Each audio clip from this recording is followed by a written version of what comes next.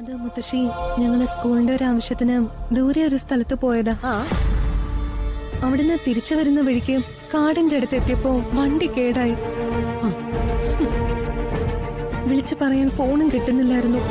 അവിടുന്ന് ഒരു വിധത്തില് പോരാൻ തുടങ്ങിയപ്പോഴാ. മതിയടി നിന്റെ കള്ളക്കഥ. നിനക്ക് എങ്ങനെ പറ്റുന്ന ഇങ്ങനെ മുഖത്ത് നോക്കി കള്ളം പറയാൻ?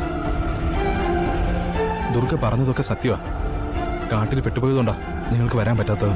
നിങ്ങള് കാട്ടി പെട്ടതാണോ അതോ നീ ഇവളെയും കൊണ്ട് മനഃപൂർവ്വം കാട്ടി പോയി ഒളിച്ചതാണോ?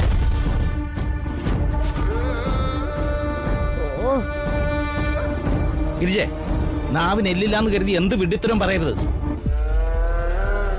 നാണമില്ലല്ലേ ഗിരിജ ഇങ്ങനെ ഓരോന്ന് പറയാൻ? ദുർഗ നിന്റെ മോളെ പോലെ അല്ലേ? മോളെ പോലെയാണെന്നും പറഞ്ഞ് ഇത്തരം വൃത്തികെട്ടനെ കൂട്ടി നിൽക്കണോ?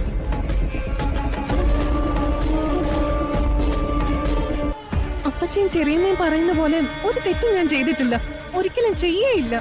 മോളെ, ഞങ്ങൾക്ക് നിന്നെ വിശ്വാസമാ. പിന്നെ എന്തിനാ മോളെ നീ ഇവരോട് ഓരോന്നും പറഞ്ഞ് അപേക്ഷിക്കുന്നത്? ഓ, അമ്മയും മോനും കൂടി അനാവശ്യമായി ഇവളെ സപ്പോർട്ട് ചെയ്യുന്നതിന് ഒരു ദിവസം ദുഃഖിക്കും. നോക്കിക്കും. ആയിക്കോട്ടെ, അതിന് നിങ്ങൾക്ക് ഒരു നഷ്ടവും ഇല്ലല്ലോ. ഓ, അത് അമ്മയുടെ കാര്യം.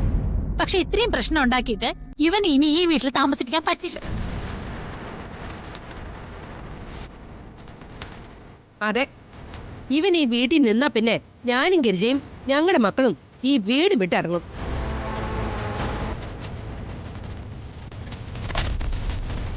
എന്തിനാ നിങ്ങൾ ഇങ്ങനെ വാശി പിടിക്കുന്നത്? അതിന് മാത്രം ഇവിടെ ഒന്നും സംഭവിച്ചില്ലല്ലോ.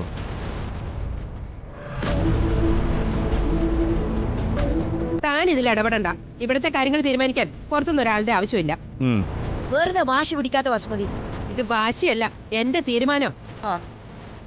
ഇവൻ ഇവിടെ താമസിക്കുവാണെങ്കിൽ ഞങ്ങൾ വേറെ വാടക വീട് നോക്കിക്കോളാം. അതെ, ഇവരുടെ അവിഹിതത്തിന് കുട പിടിച്ച് ഇവിടെ നിൽക്കാൻ ഞങ്ങൾക്ക് ബുദ്ധിമുട്ടുണ്ട്. ഗിരിജേ, നിർത്ത്. ഏയ്, എന്റെ പേരൊരു വഴക്ക് വേണ്ട. ഞാൻ ഇവിടുന്ന് പൊയ്ക്കോളാം. വെടിത്തൻ.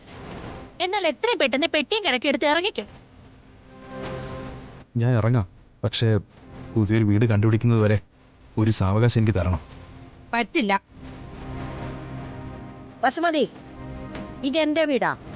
ഇവിടെ തീരുമാനങ്ങൾ ഞാൻ എടുത്തോളാം. ഓ, നിങ്ങൾ പറഞ്ഞ പോലെ കിരൺ വീട് മാറാന്ന് സമ്മതിച്ചല്ലോ. പിന്നെന്താ? പുതിയ വീട് കണ്ടുപിടിക്കുന്നത് വരെ കിരൺ ഇവിടെ തന്നെ താമസിക്കും. ഞാനാ പറയുന്നേ.